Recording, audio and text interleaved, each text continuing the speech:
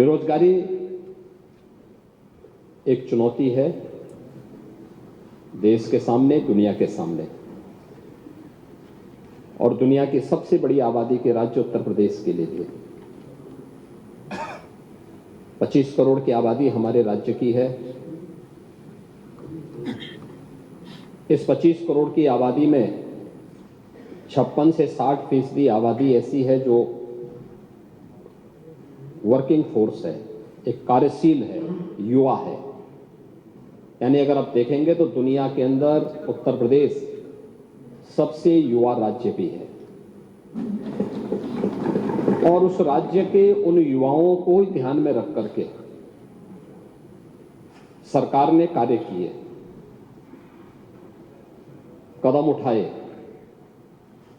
अभी पिछले सत्र में हमारी सरकार ने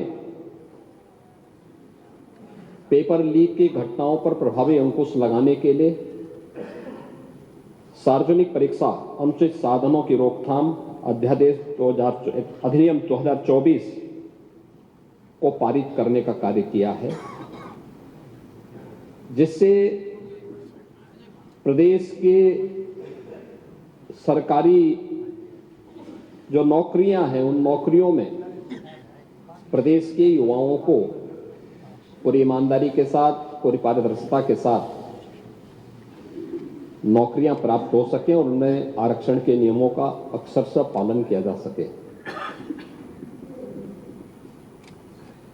यहां पे जो तथ्य रखे जा रहे हैं और जो रखे गए हैं माननीय सदस्यों के द्वारा, वे वास्तव में जो आंकड़े हैं वे तथ्यपरक नहीं हैं।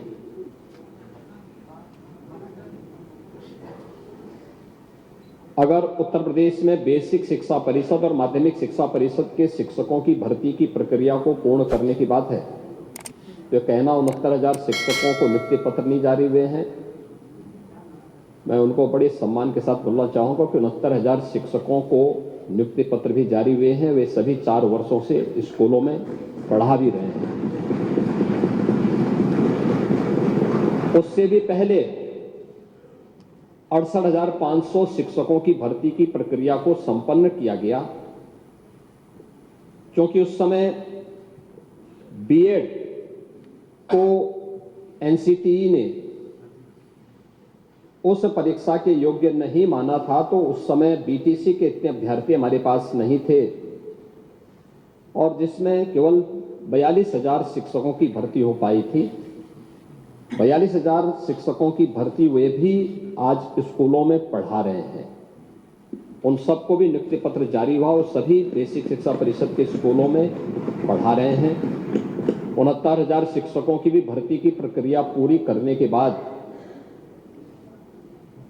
माननीय उच्चतम न्यायालय ने, पिछली सरकारों ने शिक्षा की गुणवत्ता के साथ जो खिलवाड़ करने का काम किया था और शिक्षा मित्रों को सहायक शिक्षक के रूप में भर्ती किया था, उस माननीय उच्चतम न्यायालय ने उन्हें खारिज करके उनकी सेवाओं को समाप्त करने का आदेश किया था। लेकिन राज्य सरकार ने उन्हें एक निश्चित मानदेय पर प्रदेश के अंदर रखा है। वे सभी शिक्षा मित्र भी यथावत कार्य कर रहे हैं और उन्हें वेटेज दे करके इस भर्ती की प्रक्रिया के साथ जोड़ा गया था। जो माननीय उच्चतम न्यायालय की मंशा थी उसके अनुरूप उस पर कदम भी उठाए गए। माध्यमिक शिक्षा परिषद ने भी 44,000 से अधिक शिक्षकों की भर्ती की प्रक्रिया माध्यमिक शिक्षा चयन आयोग बोर्ड के द्वारा और उच्चतर शिक्षा चयन आयोग बोर्ड के द्वारा संपन्न की जा चुकी है, पहले ही संपन्न की जा चुकी है। अब शिक्षा के सभी बेसिक, माध्यमिक, उच्च, तकनीकी, व्यावसायिक या चिकित्सा शिक्षा, इन सब से जुड़ी हुई समग्र शिक्षा को लेकर के अब एक नया चयन बोर्ड, शिक्षा चयन बोर्ड बनाने की बन करके तैयार है, और वह आगे की अध्याचन विभिन्न विभागों से मांग करके नियुक्ति की प्रक्रिया को आगे बढ़ा रहा है। लेकिन अकेले शिक्षा विभाग में ही 1,60,000 से अधिक भर्तियां हमारी सरकार ने प्रदेश के अंदर की हैं, और 1,60,000 भर्तियां वे हैं जो पिछली सरकार की बदनीयती के कारण भरे नहीं जा चुके थे। और पिछली सरकार किसकी है, मुझे लगता है आपसे ज्यादा कोई नहीं जानता है। 2012 से 17 के बीच में जो लोग सत्ता में प्रदेश में थे, उत्तर प्रदेश पुलिस बल में 1,56,000 पुलिस की भर्ती अब तक पूरी हो चुकी है। वे सभी लोग कार्य कर रहे हैं, जिनमें 22,700 से अधिक तो केवल महिला हैं। बालिकाओं को भी पुलिस भर्ती में मौका दिया गया और उनके लिए 20% पद आरक्षित करते हुए उनकी भर्ती की प्रक्रिया की है। और अभी हाल ही में हमारी सरकार ने 60,200 से अधिक पुलिस की भर्ती की प्रक्रिया को बहुत शांतिपूर्ण तरीके से संपन्न किया है और प्रदेश के अंदर हर जनपद के युवा उस भर्ती में आए हैं। अगर इन सबको आप देखेंगे, अलग अलग विभागों में, सिंचाई विभाग में, वन विभाग में, या फिर पीडब्ल्यूडी में, या फिर अन्य जितने भी विभाग हैं, स्वास्थ्य विभाग में, सभी विभागों की भर्ती की इस पूरी प्रक्रिया में अब तक 7 लाख से अधिक भर्ती की प्रक्रिया को ऐसे प्रदेश के नौजवानों को सरकारी नौकरी अकेले हमारी सरकार ने पिछले 7-7.5 वर्ष के अंदर प्रदेश के अंदर दिया है। और किसी भी भर्ती की प्रक्रिया में, भर्ती की प्रक्रिया, उसकी पारदर्शिता, उसकी ईमानदारी पर कोई प्रश्न नहीं खड़ा कर सकता है। 69,000 शिक्षकों की भर्ती के बारे में एक बात बार बार आती है, जिसकी चर्चा यहां पे कल श्री संग्राम सिंह यादव जी भी कर रहे थे और अभी श्री पूजा जी भी कर रही थी।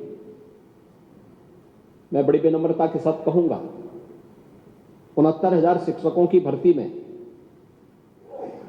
पिछड़ी जाति के 27% आरक्षण के आधार पर 18,000 पद आरक्षित होते हैं और पिछड़ी जाति के उसमें 32,200 से अधिक नौजवान भर्ती हुए हैं 69,000 शिक्षकों की भर्ती में।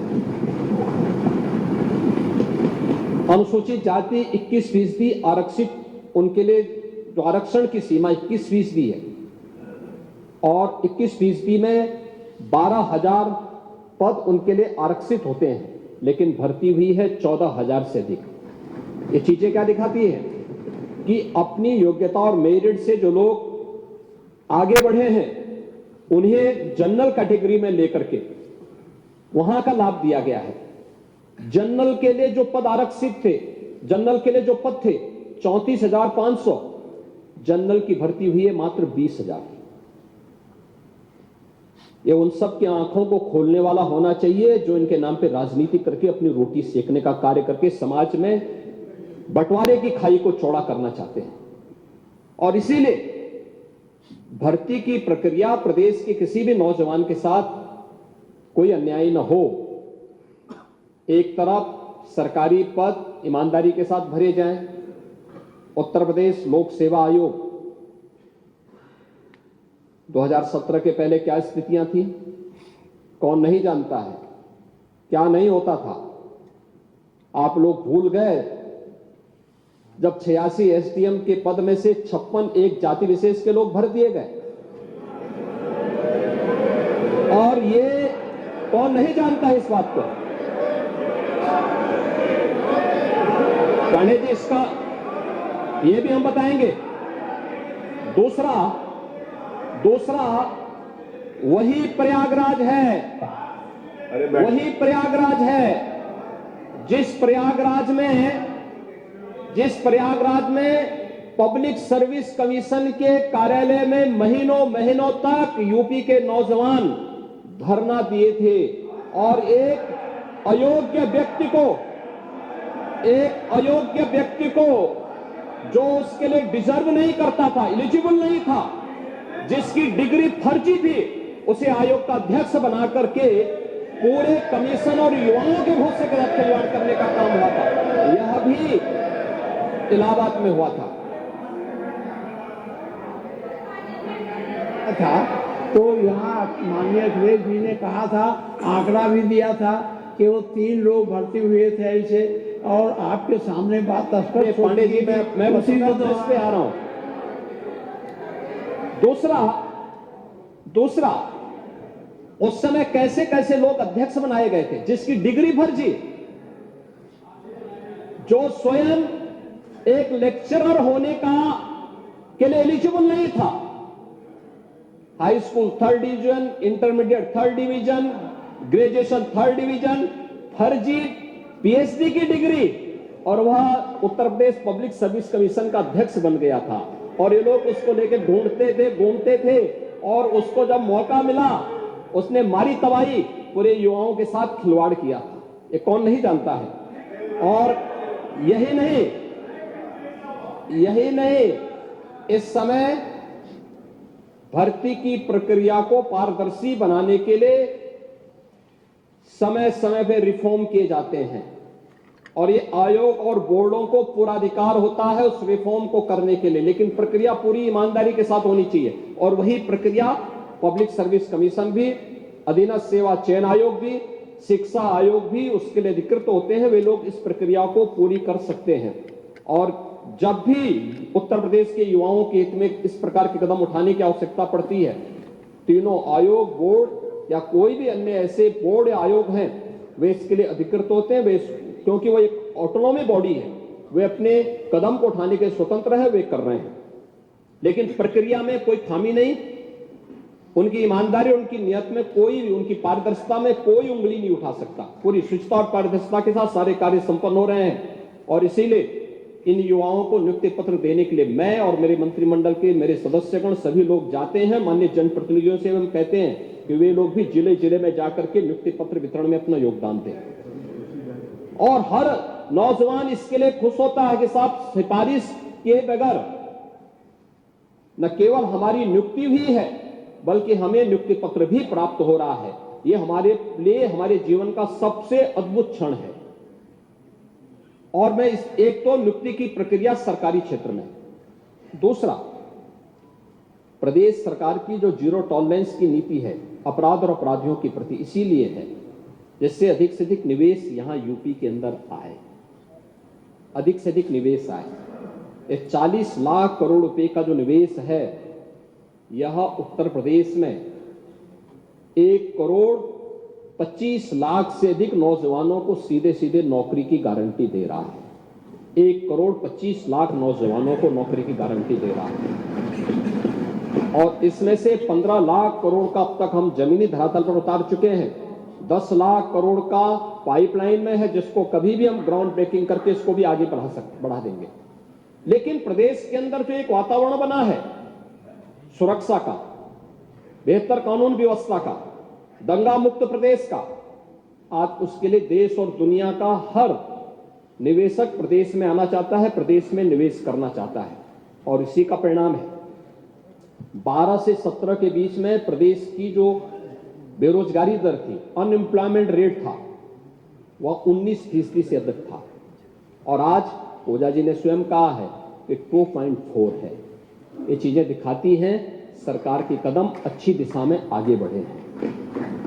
तीसरा, सरकार ने रोजगार सृजन के लिए भी रोजगार मेले लगाए हैं, स्किल डेवलपमेंट के माध्यम से, पीएम विश्वकर्मा के माध्यम से, विश्वकर्मा श्रम सम्मान के माध्यम से जगह जगह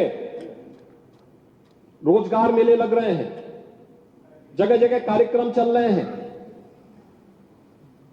आज के दिन पर जब रिजर्व बैंक अपनी रिपोर्ट प्रकाशित करता है तो रिजर्व बैंक की रिपोर्ट इस बात को कहती है कि दुनिया के, अब भारत के अंदर उत्तर प्रदेश ऐसा राज्य है बैंकों से लेन देन जिस राज्य का सर्वाधिक है वह उत्तर प्रदेश है। उत्तर प्रदेश का जो सीडी रेशियो है आज के दिन पर, जब हम लोग आए थे तब 45 से कम था, 44 के आसपास था। आज यह 60% है। ये दिखता है कि अगर 100 रुपया जमा हो रहा है तो 60 रुपया यूपी के अंदर ही यूपी के नौजवानों को, यूपी के बेरोजगारों को और यूपी के ही व्यवसायियों को यूपी के अंदर अपना रोजगार के सृजन करने, यूपी में नए रोजगार को बढ़ाने के लिए उसका उपयोग इसके माध्यम से 60% से ऊपर आज के दिन पे यूपी का सीडी रेशियो है, ये बढ़ाने की आवश्यकता है। हम मानते हैं इसको 75% से ऊपर होना चाहिए, लेकिन हमें विरासत में क्या मिला था? 44%, 45% से भी कम मिला था। प्रदेश के अंदर एमएसएमई सेक्टर जो रोजगार सृजन का सबसे बड़ा माध्यम है, मृत प्राय सा हो गया था। आज 1 डिस्ट्रिक्ट 1 प्रोडक्ट के माध्यम से भी हम लोगों ने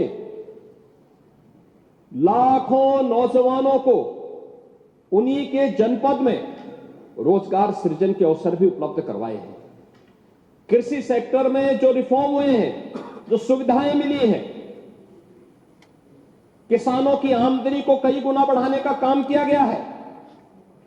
प्रोक्यूरमेंट की पॉलिसी ला करके पारदर्शी तरीके से इस प्रक्रिया को आगे बढ़ाया गया है। खेती के विविधीकरण की दिशा में जो सरकार के द्वारा उठाए गए कदम हैं, 23 लाख हेक्टेयर भूमि को जो अतिरिक्त सिंचाई की सुविधा उपलब्ध करवाई गई है, इसने किसानों की आमदनी को बढ़ाया है। और उद्योग कैसे चलने चाहिए, चीनी उद्योग इसका सबसे बड़ा प्रमाण है।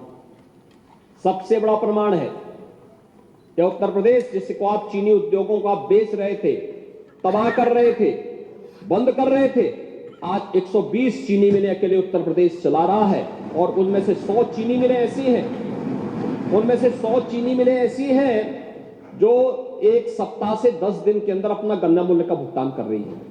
जो बाकी 20 चीनी मिलें हैं, उन पर भी एक दबाव है कि भाई आप भी इस प्रक्रिया के साथ जोड़िए। लगभग हर चीनी मिल अपने से इथेनॉल प्लांट को भी जोड़ रहा है। सीबीजी के नए प्लांट लग रहे हैं। और आज के दिन पर देश के अंदर सबसे अधिक कंप्रेस्ड बायोगैस के सबसे अधिक प्लांट लगाने वाला स्टेट उत्तर प्रदेश है। सबसे अधिक इथेनॉल उत्पादन करने वाला राज्य उत्तर प्रदेश है। सबसे अधिक चीनी उत्पादन करने वाला राज्य उत्तर प्रदेश है। और सबसे अधिक रोजगार और सबसे अधिक नौकरी देने वाला राज्य भी उत्तर प्रदेश है। लेकिन इस दिशा में और भी कदम बढ़ाए जाने की आवश्यकता है। मुझे लगता है, मैं फिर से अपने विपक्ष के माननीय सदस्यों से कहूंगा कि सदन में आकर के मुद्दों को रखें, लेकिन तथ्यों के साथ अगर रखेंगे तो इसमें उनकी गरिमा भी बढ़ेगी और उनका सम्मान भी बढ़ेगा। उनके जो मुद्दे थे, मुद्दा उचित है लेकिन तथ्यहीन थे, अपुष्ट थे। उनमें कहीं भी कोई भी उसमें ऐसे तथ्य नहीं थे जिनके बारे में कि वह सरकार को कटघरे में खड़ा कर सके। सरकार की नीयत साफ है, नीतियां बहुत स्पष्ट हैं और सरकार प्रदेश के हर नौजवान के हित को लेकर के पूरी प्रतिबद्धता और पूरी ईमानदारी के साथ कार्य कर रही है। और उसी का परिणाम है कि उत्तर प्रदेश का जो स्किल डेवलपमेंट का मिशन है, आज उसका बेहतरीन कार्य आगे बढ़ रहा है। 12 लाख से अधिक नौजवानों को अब तक इस स्किल मिशन के साथ जोड़ा गया है। 6 लाख से अधिक नौजवान इसके माध्यम से रोजगार प्राप्त किए हैं। कल कांग्रेस की एक नेत्री संसद में फिलिस्तीन का बैग लेकर घूम रही थी और हम यूपी के नौजवानों को इजराइल भेज रहे हैं। वहां पर यूपी के अब तक लगभग 5,600 से अधिक नौजवान इजराइल गए हैं निर्माण कार्य करने के लिए। और हर नौजवान रहने का फ्री, खाने का फ्री और 1.5 लाख रुपए उसको वहां पे अतिरिक्त मिल रहे हैं और पूरी सुरक्षा की गारंटी भी है। अभी इजराइल के राजदूत आए थे, उन्होंने कहा कि हम यूपी के और भी नौजवान ले जाना चाहेंगे क्योंकि यूपी का नौजवान अच्छा काम कर रहा है। बेरोजगार नहीं, उसकी स्किल को, उसकी स्किल की ताकत को दुनिया आज मान रही है। आप ये मान के चलिए, वो नौजवान जब 1.5 लाख रुपए भेजता अपने घर, तो प्रदेश के ही विकास में वो योगदान देता है। हमें अभिनंदन करना चाहिए नौजवानों का। क्या प्रवासी भारतीयों ने भारत के विकास में योगदान नहीं किया? और क्या ये प्रवासी उत्तर प्रदेश का नौजवान जो आज गया है, उसके सामने एक अवसर है, यहां काम करता 20,000, 25,000 रुपए, 30,000 रुपए प्राप्त करता। पर कैपिटा इनकम कहां लेके गए थे आप लोग? 1947 में जब ये देश आजाद हुआ था, प्रति व्यक्ति आय उत्तर प्रदेश की भारत की एवरेज आय से ज्यादा थी। और 2017 में जब हमें सत्ता प्राप्त हुई थी, तब उत्तर प्रदेश की प्रति व्यक्ति आय भारत की जो प्रति व्यक्ति आय थी उसकी 1/3 रह गई थी। आज हम उसको दोगुना करने में सफल हुए हैं। और मेरा ये मानना है कि अगले 5 साल के अंदर उत्तर प्रदेश की प्रति व्यक्ति आय फिर से भारत की प्रति व्यक्ति आय से अधिक होगी। और इस दिशा में उत्तर प्रदेश की वर्तमान की वृद्धि दर इस बात को संकेत करता है। और मैं इसीलिए आप सबसे कहना चाहूंगा, हमें उत्तर प्रदेश को और विकास की दिशा में आगे बढ़ाना चाहिए। कल कुंभ पे भी चर्चा होगी और मुझे लगता है कुंभ एक अवसर होगा हमारे लिए उत्तर प्रदेश को वैश्विक मंच पर शोकेस करने का हर एक फील्ड में। लेकिन इसके लिए अच्छा बोलना पड़ेगा, अच्छा सोचना पड़ेगा, नकारात्मकता को हटाना पड़ेगा। विपक्ष का मतलब नकारात्मक नहीं हो सकता है। विपक्ष का मतलब हर चीज में बुराई करना नहीं हो सकता है। कुछ अच्छा भी करिए, अच्छा भी सोचिए, अच्छी दिशा में भी चलिए। अच्छी दिशा में भी चलेंगे तो आगे अच्छाई देखने को मिलेगा। लेकिन अगर नकारात्मक दिशा में चलेंगे तो उसके सामने एक तरफ कुआं होता है, एक तरफ खाई होता है। मुझे लगता है उसके अलावा कोई दूसरा नहीं होता है। तो नकारात्मकता किसी समस्या का समाधान नहीं हो सकता है। और यही मैं आपसे कहूंगा कि सरकार अपने नौजवानों के हित के लिए अनेक कदम उठा रही है। उनके हितों को संवर्धित करने के लिए हर प्रकार से प्रतिबद्ध है। और जो मुद्दे यहां पर उठाए गए हैं, सरकार उसके लिए पूरी तरह अवेयर है और उसमें किसी भी नौजवान के भविष्य के साथ खिलवाड़ करने की छूट किसी को भी नहीं देगी। यह भी हम सुनिश्चित कर रहे हैं। और इसीलिए ग्लोबल मैपिंग के साथ साथ देश के अंदर भी अलग अलग जगह कहां कहां यूपी के नौजवानों के लिए नौकरी और रोजगार की संभावना हो सकती है, इसके लिए भी कार्य सरकार के स्तर पर प्रारंभ हुआ है। इसमें सामान्य पाठ्यक्रम के साथ साथ दुनिया के अंदर आज के मॉडर्न एज कोर्सेज कौन कौन से हो सकते हैं, ऐसे कौन से आज हमारी जो नेशनल एजुकेशन पॉलिसी आई है वह भी इस बात के लिए स्किल मिशन पे बहुत ध्यान दे रही है। और स्किल मिशन इस बात को लेकर के ही है कि जब हमारा नौजवान अपने कॉलेज की पढ़ाई करके या अपने संस्थान से बाहर निकले तो अपने को असहाय न महसूस करे, बल्कि वह अपने को आत्मनिर्भर महसूस करे, स्वावलंबी महसूस करे। और सरकार इसके लिए पूरा कदम उठाने के लिए सरकार ने कदम उठाए हैं। मुझे लगता है थोड़ा उसके बारे में जानने का, यानी राजनीतिक प्रतिद्वंदिता और विद्वेष की भावना से ऊपर उठ करके थोड़ा उन स्कीम के बारे में, उन नीतियों के बारे में पढ़ेंगे तो आप भी उससे अपने क्षेत्र में खासतौर पर अपनी विधानसभा क्षेत्रों के नौजवानों को लाभान्वित करने में सफल होंगे। उसका लाभ आप ही को प्राप्त होगा। लेकिन अगर आप उससे वंचित रहेंगे तो स्वाभाविक रूप से आपकी हाल वही होने जा रहे हैं जो कुंदरकी में हुआ है।